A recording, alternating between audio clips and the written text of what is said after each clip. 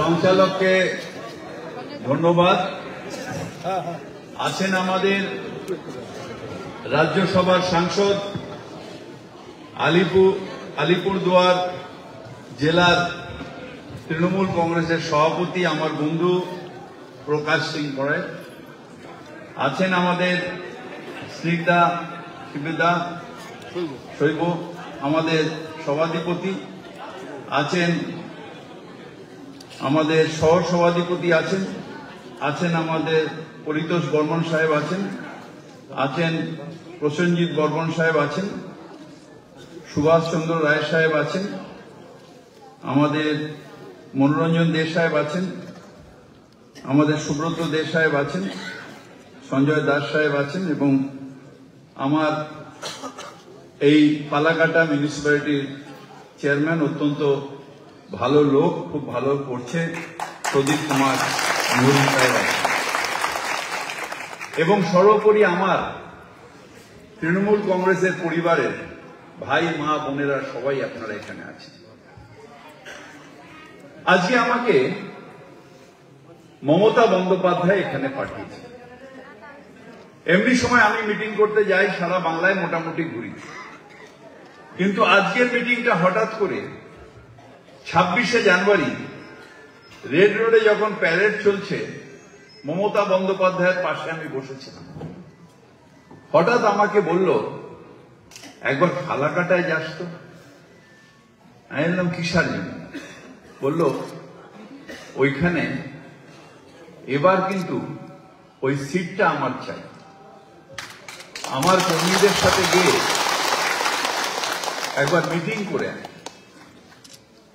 আমরা চাই ঐক্যবদ্ধভাবে আমাদের প্রকাশের আন্ডারে এই জেলাটা যদি লড়াই করে, তাহলে আমার কাছে খবর আছে যে এবার বিজেপি ধারে কাছে আর ঘেঁষতে পারবে না। এবং সেই মতন আমি অরূপ বিশ্বাস প্রকাশকে ফোন করলো, এবং তারপর আমাদের চেয়ারম্যানকে ফোন করা হলো, এবং আমি আজকে আপনাদের মাঝখানে এসেছি। দু চারটে কথা আপনাদের সামনে বলতে চাই। নিশ্চিতভাবে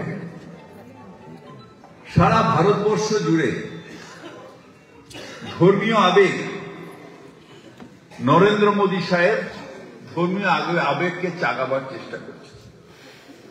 নিশ্চিতভাবে আপনাদের বাড়িতে কারোর বাড়িতেও হয়তো, আপনাদের তৃণমূল কংগ্রেস কর্মীদের বাড়িতে না, কিন্তু সাধারণ মানুষের বাড়িতে ওই চাল টাল দিয়ে, নেমন্তন্ন পত্র দিয়ে রাম মন্দিরে যাওয়ার জন্য হয়তো আমন্ত্রণ করেছে। কিন্তু একটা জিনিস মনে রাখতে হবে, যারা ধর্ম মানেন, নিশ্চিতভাবে ধর্মীয় আবেগ তাদের আছে। যারা ধর্ম মানেন তারাই অন্য ধর্মকে সম্মান দেন, যারা নিজের ধর্ম মানেন না তারাই অন্য ধর্মকে সম্মান দেন। তাই ধর্মীয় আবেগ থাকবে। ধর্মীয় আবেগ প্রত্যেকটা মানুষ, আমাদের ভারতবর্ষের মানুষের কাছে আছে। আমরা বাংলার মানুষ বিশেষ করে দুর্গা পূজা করি, কালী পূজা করি, সরস্বতী পূজা করি, লক্ষ্মী পূজা করি, এখন কেউ কেউ জগন্নাথ দেবের পূজা করছেন। আবার কিছু মানুষ আছেন যারা নর্থ ইন্ডিয়ার সাথে যুক্ত, যাদের আমরা মারওয়াড়ি বলি বা ওই রাজস্থানী বলি বা মধ্যপ্রদেশের লোক বলি, তাদের সাথে আবার তারা রামেরও পূজা করে। পূজা করাটা কোনো অন্যায় নয়, কিন্তু পুজোর মাধ্যম দিয়ে ধর্ম তোমার, ধর্ম আমার, উৎসব সবার, এটাই আমাদের বাংলার সংস্কৃতি। বাংলায় এমন কোন মুসলমান আছে যে দুই করে মেলায় ঘুরে সেখানে বিভিন্ন রকম খাওয়া দাওয়া করে আনন্দ করেন না? এরকম কোন মুসলমান নেই, খ্রিস্টান নেই, শিখ নেই, সবাই দুর্গাপুজোতে সামিল। কলকাতাতে আমারও একটা ছোট দুর্গাপূজা আছে, অনেক লোক যান সেখানে লাগে।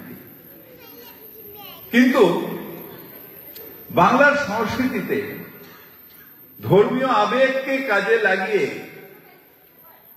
ইলেকশন, ধর্মীয় আবেগকে কাজে লাগিয়ে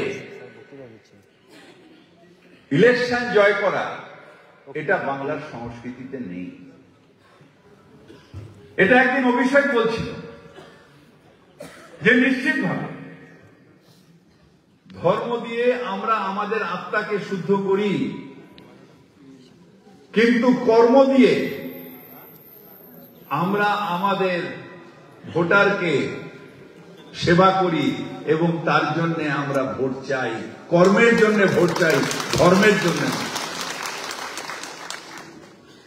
কিন্তু দুর্ভাগ্য হল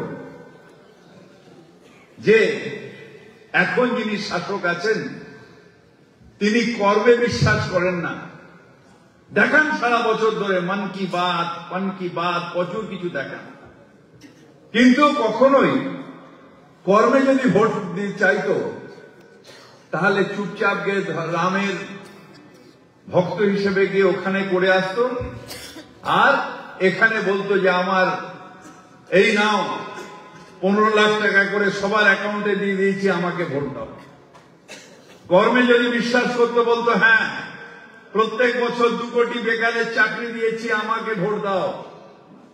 আমি মুদ্রাস্ফীতিকে আটকে দিয়েছি, জিনিসের দাম সস্তা করে দিয়েছি, আমাকে ভোট দাও। হ্যাঁ, ভারতবর্ষে এতগুলো নতুন ভাবে ফ্যাক্টরি তৈরি করেছি, এতগুলো উন্নয়ন করেছি, আমাকে ভোট দাও। সেই কথা বলার যোগ্যতা তার নেই। তাই আমরা বলি না মরণকালে হরিনাম, এখন তার হয়েছে রাম নাম। তিনি এখন রাম নাম করছেন। রাম নাম করে করে যদি বৈতরণী পার করা যায়। এই ভদ্রলোক প্রথমবার এসেছিল, যে কথাগুলো বললাম ওই 15 লাখ 2 কোটি এগুলো প্রথমবার বলেছি। দ্বিতীয়বার ফুলবামা, বালাকোট।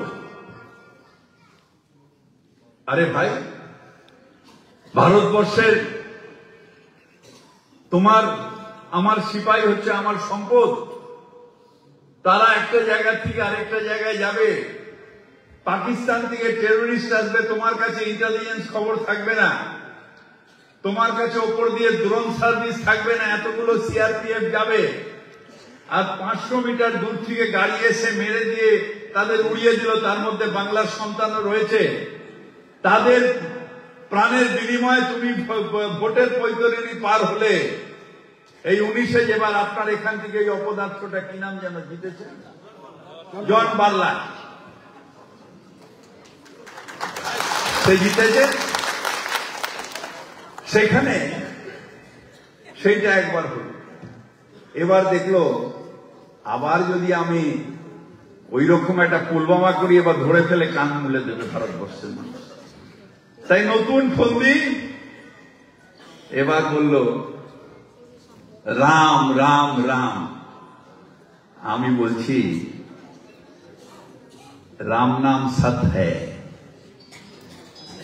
সেটাও কিন্তু রামের নাম নিয়ে মানুষে যান। সুতরাং ওই পাল্লায় অন্তত বাংলার মানুষ পড়বে না, এটা মমতা বন্দ্যোপাধ্যায় বিশ্বাস করেন, আমি বিশ্বাস করি। তার কারণ মমতা বন্দ্যোপাধ্যায় কর্মে বিশ্বাস করেন। তাই এই যে মহিলারা বসে আছেন, এই যে সামনে সব মহিলারা বসে আছেন, এরা কারা? কারা এরা? আপনারা কারা? আপনারা সবাই লক্ষ্মী ঠাকুর, কারণ প্রত্যেকের কাছে লক্ষ্মীর ভান্ডার আছে। মমতা বন্দ্যোপাধ্যায় যারা অসুস্থ হয়ে যান, দৌড়ে শিলিগুড়িতে নিয়ে যেতে হয়, গভর্নমেন্ট হসপিটালে জায়গা পাওয়া যায় না, প্রাইভেট নার্সিং হোমে দেখতে গেলে বিলটা যা বেরোয় বুক কাঁপে, তখন আমাদের আশ্রয় থাকে একটাই, সেটা হচ্ছে মমতা বন্দ্যোপাধ্যায়ের দেওয়া স্বাস্থ্য সাথী। তাই তো? যখন আমার মতন গরিব বাবা, 3টে মেয়ে, আমার একটার বিয়ে হয়ে গেছে, 2টো বাকি, আর ধার নেবার জায়গা নেই, কি করে মেয়ের বিয়ে দেবো, তখন মমতা বন্দ্যোপাধ্যায়ের রূপশ্রীতেই আমাদের ভরসা করতে হয়, সম্প্রদান করে দিই আমরা। এইরকম ভাবে 67টা স্কিম, যেটা বাংলার মানুষ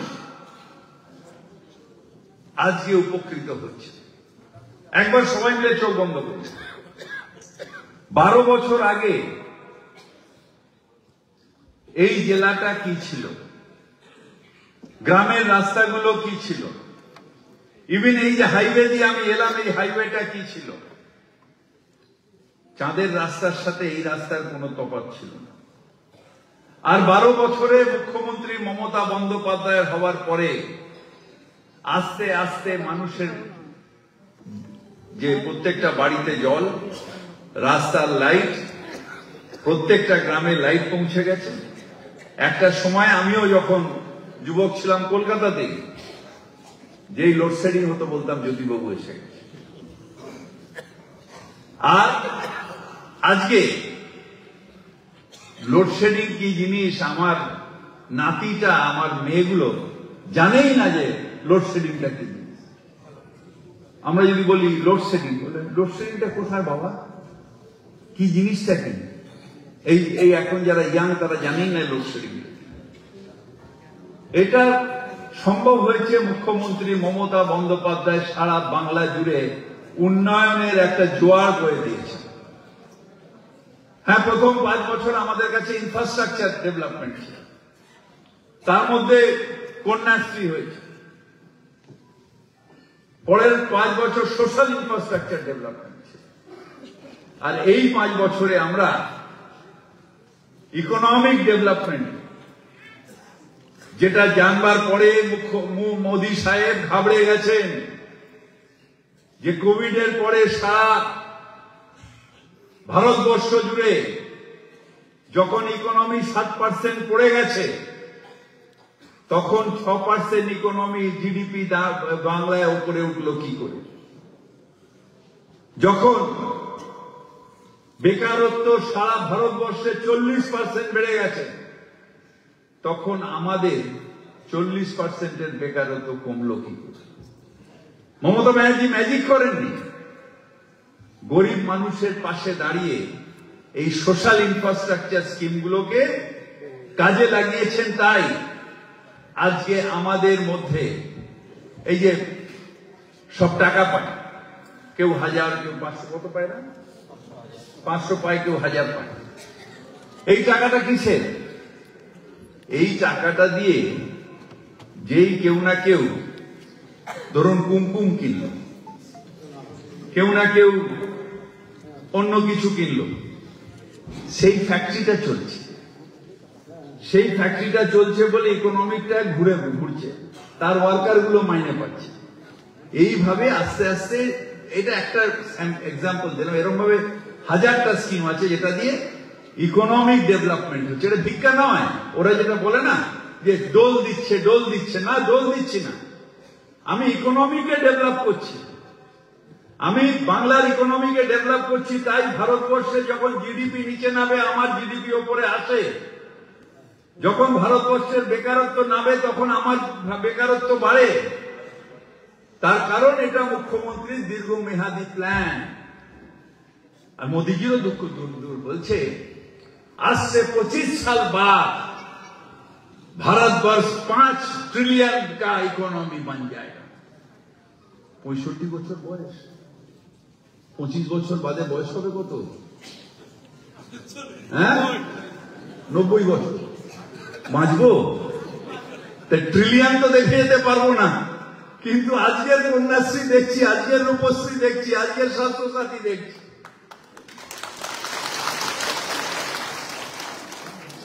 ঠিক যে ট্রিলিয়ন ইকোনমি হবে, কার জন্য হচ্ছে? আদানির জন্য হচ্ছে, আম্বানির জন্য হচ্ছে। সাধারণ মানুষ কোথায়? সাধারণ মানুষের পেটে ভাত কোথায়? মূল্যবৃদ্ধি এমন একটা জায়গায় গেছে যেখান থেকে আজকে নাবিশ্বাস উঠছে প্রত্যেকটা মানুষের। উজালা এখন আঁধেরা হয়ে গেছে। উজালা এখন আমাদের একটা সময় বলে যেমন লোডশেডিং হতো আমরা বলতাম জ্যোতিবাবু এলেন, এখন উজালাকে দেখে বলি অন্ধেরা আসছে। এই অবস্থায় আজকে পুরো ভারতবর্ষটা জ্বলছে ঘৃণা, ঘৃণা, ঘৃণা, ঘৃণাকে ছড়িয়ে দাও। আর আমরা নজরুলের কথায় বলি, হিন্দু নরা মুসলমান এ জিজ্ঞাসে কোনজন, মমতা ব্যানার্জি কান্ডারি তুমি বলো, এরা সন্তান আমার মায়ের। আমরা হিন্দু মুসলিম শিখ ইসাই একসাথে থাকি, তাই দিদির নাম মমতা বন্দ্যোপাধ্যায়, ছোট ভাইয়ের নাম ফিরাদ রাখি। এইটা হচ্ছে বাংলা। এটা বোঝার মতন ক্ষমতা ওদের মাথার মধ্যে নেই। তাই আপনাদের যেটা বলতে এসেছি, এই সোশ্যাল স্কিম গুলোকে প্রকাশকে বলবো যে ভালো করে প্রত্যেকটা লিফলেট তৈরি করবে এবং বাড়ি বাড়ি গিয়ে বুঝিয়ে, এখন থেকে ডোর টু ডোর ওরা চাল নিয়ে যাবে, আমরা সোশ্যাল স্কিম নিয়ে যাব। ওরা চাল নিয়ে গিয়ে বলবে বিভাজনের কথা, আর আমরা ঐক্যের কথা বলবো, মানুষের পাশে দাঁড়াবো সোশ্যাল স্কিম নিয়ে। এইটা আমাদের কর্মীদের কাছে আমার করজোড়ে নিবেদন।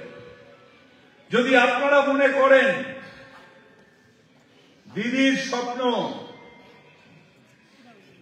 আলিপুরদুয়ার বিজেপির কাছে যেতে পারবেন না,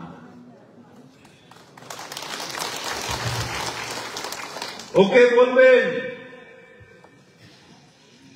5 বছর তো ছিলে এমপি, কোন কাজটা করেছো? এমপি ল্যাডের কোন কাজ করেছো? এদের যা হবে, রাজ্য সরকার এই করেছে, রাজ্য সরকার ওই করেছে, এই দুর্নীতি ওই দুর্নীতি। আরে তোমার নীতিটা কোথায়? যে দুর্নীতি করেছে তাদের ঠিক আছে জেলে দিয়েছো, আমার কিছু বলার নেই, কিন্তু তোমার দুর্নীতিটা কত বড় যে আমার আপনার ব্যাংকে টাকা, যে টাকা আমি আর আপনি রেখেছি, আগে ইউনাইটেড ব্যাংক ছিল, এখন পাঞ্জাব ন্যাশনাল ব্যাংক হয়েছে, সেই টাকা যখন নরেন্দ্র মোদীর ভাই মেহুল চস্কি ভাই, ওর নামটা কি, নীরব মোদী ভাইয়া, এইরা যখন ঝেড়ে ঝেড়ে নিয়ে সব হাওয়া হয়ে গেল, যখন আমাদের টাকা চলে গেল বিদেশে, তাদের আনছো না কেন ইডি সিবিআই? বলছে নেই, উন লোগ নরেন্দ্র মোদী জি কা ক্লোজ হ্যায় তো লেনে সে আমরা কান মুল দেগা, তাই তাদের কেন হবে না? আর যত দোষ নন্দ ঘোষ, দেখবেন একটা শিয়াল ডাকলে সব শিয়াল হুক্কা হুয়া হুক্কা হুয়া হুক্কা হুয়া করে ডাকে। যে ভাষায় বিজেপি কথা বলে সেই ভাষায় দেখি সিপিএম কথা বলে, এক ভাষা। কোথায় বাবা সিপিএম? তোমরা তো আগে বলতে যে কেন্দ্রের বঞ্চনা, কেন্দ্রের বঞ্চনা, কোথায়? একবারও তো সিপিএম এর পলিট ব্যুরো বা সিপিএম এর নেতা বললে না যে বাংলার বঞ্চনা হচ্ছে, এটা অন্যায় হচ্ছে। রাহুলজি, আপনিও তো কোনোদিন বললেন না যে বাংলার বঞ্চনা অন্যায় হচ্ছে বাংলার ওপরে। এতগুলো গরিব মানুষ খেটে বসে আছে, তাদের তো কোথায়? তাদের পাশে দাঁড়িয়ে একটুখানি তাদের সহানুভূতি। মুখ্যমন্ত্রী লড়ে যাচ্ছে, তৃণমূল কংগ্রেস লড়ে যাচ্ছে। কালকে ধর্ণা শেষ করেই আজকে আমি এখানে এসেছি। আজকে যুব কংগ্রেস বসছে, কালকে ছাত্র পরিষদ বলবে, এরকম ভাবে আমাদের এখন চলবে। কোথায়?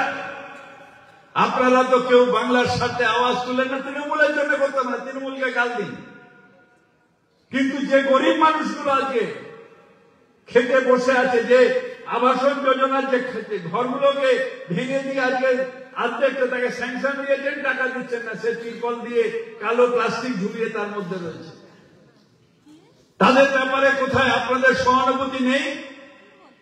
তাদের ব্যাপারে তো বলতে এলেন না। পারসেপশন তৈরি করছেন বিজেপিকে সাহায্য করার জন্য, তৃণমূল কংগ্রেসের সব চোর না। তৃণমূল কংগ্রেসের এটা বিশ্বাস রাখতে হবে কর্মীদের, সততার প্রতীক মমতা বন্দ্যোপাধ্যায়। গর্বের সাথে বলবেন, সততার প্রতীক মমতা বন্দ্যোপাধ্যায় জীবনে যে একটা নয়া পয়সা নিজের জন্য নেয়নি, সরকারের কাছ থেকে নেয়নি, এক কাপ চা সরকারি পয়সায় খায়নি। নবান্নে আমরা গিয়ে যদি তার ঘরে চা খাই, সে নিজের থেকেই সেই টাকা দেয়, তার কারণ তার কিছু বই বিক্রি হয়, রয়্যালটি পায়, বছরে এরকম 10-20 লাখ টাকা রয়্যালটি পায়, সেটা দিয়ে তার চলে। আর তাকে বদনাম করার জন্য, তাকে পারসেপশন নষ্ট করার জন্য বিজেপি আর সিপিএম একসাথে লড়াই করছে মমতা বন্দ্যোপাধ্যায়ের পারসেপশন লড়ার জন্য। এইটা তৃণমূল কংগ্রেস কর্মীদের কাছে চ্যালেঞ্জ। ডাকাত মোদি যে দেশের কোটি কোটি টাকা বাইরে পাচার হয়ে গেল, কোন প্রতিবাদ নেই, কোন প্রতিবাদ নেই। আর এখানে 2-4 জন নিশ্চিতভাবে অন্যায় করেছে, কোর্ট তার বিচার করবে, কিন্তু তাতে নেত্রীকে ধরে নিয়ে যেভাবে কলঙ্কিত করা হচ্ছে, আসলে মমতা ব্যানার্জির সাথে লড়তে পারবেন ওরা জানে। কে কে সরকার দেখেছেন? সরকার বলে একটা পিকচার ছিল, কে কে দেখেছেন? দেখছেন? সরকার পিকচারে একটা ডায়লগ ছিল, সরকার কো নেই, সরকার কা সোচ কো মারো। ওই সাধুটা বলছিল না সরকারের ব্যাপারে। এখানে মমতা ব্যানার্জিকে শেষ করতে পারে না, মমতা ব্যানার্জির যে ইমেজ সেটাকে নষ্ট করো। তাই এটা একটা বড় চক্রান্ত, চোর চোর চোর চোর চোর। আর আমরা বলি চোর মাচায় শোর। চোর মাচায় শোর মানে জানেন? যে নিজে চোর হয় সে চিৎকার বেশি করে। তাই এই কথা বলতে আপনাদের এসেছি। আপনাদের কাছে আবার বলি, করজোরে অনুরোধ করি, প্রত্যেকটা বুথে কর্মী টার্গেট করে নিন, 10টা 20টা 25টা বাড়ি টার্গেট করে নিন। মমতা বন্দ্যোপাধ্যায়ের উন্নয়ন, সেই উন্নয়নের ফিরিস্তি দিন। তার মধ্যে হতে পারে কারোর ফোন নাম্বারের জন্য কোথাও লক্ষ্মীর ভান্ডার বন্ধ হয়ে রয়েছে, কারোর ফোন নাম্বারের জন্য বা কোনো একটা ক্রেডিট ভুলের জন্য হয়তো কার্ডটা বেরোয়নি, কারোর কোনো ক্লারিক্যাল মিস্টেকের জন্য কোন রকম অসুবিধা, 2-1টা হতে পারে। সেইগুলাকে কারেক্ট করে প্রকাশের অফিসে একটা ডেস্ক করুন, সেই ডেস্কটা নিয়ে ডিএম এর কাছে এই কারেকশন গুলোকে করে নিয়ে, এসডিও কে ডেকে নিয়ে বা বিডিও কে ডেকে নিয়ে এই কারেকশন গুলো, বা আমাদের মিউনিসিপ্যালিটি হলে মিউনিসিপ্যালিটি এলাকায় এই কারেকশন গুলো এখন থেকে করতে থাকুন। আর মানুষকে বলুন, মমতা বন্দ্যোপাধ্যায় যা বলে তাই করে, আর মোদিজি মুখে মারিতাম জগৎ। বতোলা বলে জানেন তো? বতোলাবাজ মোদিজি হচ্ছে, বতোলাবাজ। মন কি বাত না, বাতেলা দিতে থাকে। আরে তুই ভারতবর্ষের মন যায়। এখন আবার আডবাণীজিকে খুঁজে পেয়েছি, এতদিন বাদে। রাম মন্দিরে ডাকেনি তাকে, রাম মন্দিরের পৌরভাগে আডবাণী ছিল, যে রথ চলছিল তখন আডবাণীর পেছনেও দাঁড়িয়ে থাকতো, হাত পা টিপে দিত হয়। আর তারপরে যখন গুরুকে যখন ওকে অটল বিহারী বাজপেয়ী তাড়িয়ে দিচ্ছিল, ওকে রেখে দিল আডবাণী, আর যেই পজিশনে এলো পাল্টি করে দিল গুরুকে। আর এখন আবার রাম মন্দির নিয়ে খুব একটা খাচ্ছে না মানুষ, তাই এবার আডবাণীজিকে নিয়ে এসছে বুড়ো বয়সে ভারত রত্ন দেওয়া। এতদিন 14 বছর ধরে রয়েছে, এই 10 বছর ধরে রয়েছে, ভুলে গেলে ইলেকশনের সময় মনে হলো, সেটা ওদের ব্যাপার। আমাদের নীতি ধর্ম নিরপেক্ষতা, আমাদের নীতি হিন্দু মুসলিম শিখ ইসাই আমরা সবাই ভাই ভাই, একসাথে থাকতে চাই, বাংলায় আমরা সুন্দরভাবে আছি, ভারতবর্ষকে শেখাতে চাই। তাই এই সিটটা মমতা বন্দ্যোপাধ্যায়কে দেবেন কিনা বলেন। আপনি তো বললেন না, তার মানে দেবেন না। সব আছেন তো? এই সিটটা আপনারা ইচ্ছে করলেই দিতে পারবেন। পাবলিক ইমেজ এমপির অত্যন্ত খারাপ, 5 বছর কিচ্ছু করেন। আমাদের চা বাগানে যেটা প্রকাশ বলল, চা বাগানে আমরা পাট্টা দিয়ে দিয়েছি, শ্রমিকদের জন্য আমরা টাকা পাঠাচ্ছি, সুতরাং চা বাগান এবার আর ওরা পারবে না। আপনাদের জায়গাগুলো ওরা বাবাই জমিদারি ভেবেছে, বাপের জমিদারি ভেবেছে আপনাদের জায়গা। নর্থ বেঙ্গল নাকি ওদের, আমরা তো এই ধুপগুড়ি ইলেকশন করে গেলাম, কি মারলো ধরে বিজেপির দলে 800।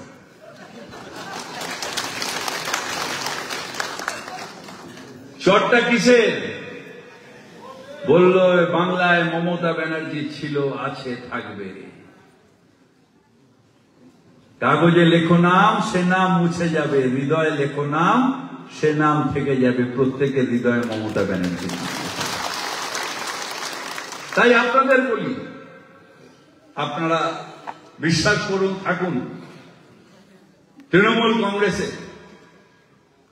মমতা বন্দ্যোপাধ্যায় বারবার বলেন তৃণমূল কংগ্রেসের সম্পদ হচ্ছে তৃণমূল কংগ্রেস কর্মী। হ্যাঁ, আমাদের কাছে টিভি নেই, ওই কি আনন্দ জানো, এই প্রকাশ, ওই যে কি একটা আনন্দ টানন্দ হয়, নিরানন্দ, যেটা দেখলে ডিপ্রেশন আছে, দুঃখ আছে, নিরানন্দ।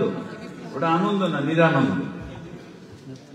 ওই একটা আছে, আর একটা কি আর পার পার, ওইসব কি সব আছে, এইগুলোকে দেখবেন না। এগুলো হচ্ছে ডিপ্রেশন। ভালো কিছু হচ্ছে না, ভালো কিছুই নেই বাংলায়, খালি খারাপ, সব খারাপ। 10 দিন ধরে রাম মন্দির দেখালেন, আর দীঘায় অত বড় একটা, মানে রাম মন্দির তৈরি হচ্ছে তখন দিয়ে দেখালেন, আর দীঘায় অত বড় একটা আমরা জগন্নাথ মন্দির তৈরি করছি, কোথায় দেখালেন না তো। কিন্তু ওইটা নিয়ে আমরা পিজিকে বন্ধ করব না। ওরা রাম মন্দির উদ্বোধনের দিন এমসকে বন্ধ করে দিয়েছে, কিন্তু আমরা মানুষের সেবায় বিশ্বাস করি, আমরা কিছু বন্ধ করব না। যারা পুজো দেবেন তারা ওখানে যাবেন, সেটা নিয়ে মমতা ব্যানার্জি রাজনীতি করবেন। কালীঘাটে আমাদের স্কাইওয়াক হচ্ছে, দক্ষিণেশ্বরে স্কাইওয়াক হয়েছে, বিভিন্ন ধর্মীয় স্থান আমাদের ডেভেলপমেন্ট হয়েছে, কিন্তু আমরা পাবলিসিটি করে ভোট চাই না। আবার বলি, কর্ম আমাদের পরিচয়, কর্ম দিয়ে আমরা তৃণমূল কংগ্রেস মানুষের মন জয় করব। ধর্ম দিয়ে, ধর্মকে আভার করে নয়। ধর্ম হচ্ছে আমার হৃদয়কে শুদ্ধ করার জায়গা, সেটা পাবলিক ডোমেনে নয়। রামকে আমরা কখনোই পোলিং এজেন্ট করব না, করব না, করব না। রাম ভগবান ছিল, ভগবান থাকবে, ইলেকশনে তাকে কাজে লাগাবো না, জগন্নাথ দেবকে লাগাবো না, আমরা গির্জাকেও লাগাবো না, মসজিদকেও লাগাবো না। তাই আমরা আমাদের কাজ নিয়ে এগিয়ে যাব। আমরা চলি সুমুখ পানে, কে আমাদের রুখবে? বিজেপি পেছন থেকে থাকবে, পেছনেই থাকবে, বাংলায় আমরা এগিয়ে যাব। 21-এ সেই এসছিল না মোটাটা, দিদি আপনি বার 200 পার হয়ে গেল, পকার পার। আবার এসছি বীরভূমে, পরের দিন আমি গেছিলাম, এসে বলছে इसके बाद 35। আমি বললাম এবার হয়ে যায়গা পুরা ফিনিশ। তাই আপনাদের ভরসা রেখে মমতা বন্দ্যোপাধ্যায় বারবার বলেন আপনারা মমতা বন্দ্যোপাধ্যায়ের স্বপ্ন। আমি না, আমি নেতা হয়ে গেছি, আমি আর সম্পদ না, আপনারা সম্পদ। তাই আপনারা নিজেদের নিজেদের জায়গায় বসে ব্লক প্রেসিডেন্টের সাথে যে কোনটা কোন বুথে কার কোনটা টার্গেট এখন থেকে করুন। কারোর বাবার ক্ষমতা নেই তৃণমূল কংগ্রেসকে হারাবে। আমরা জিতবো জিতবো জিতবো। আপনাদের সবাইকে অভিনন্দন জানাই। মমতা বন্দ্যোপাধ্যায় জিন্দাবাদ, তৃণমূল কংগ্রেস জিন্দাবাদ। বন্দে মাতরম, বন্দে মাতরম। তৃণমূল কংগ্রেস, তৃণমূল কংগ্রেস, মমতা ব্যানার্জি।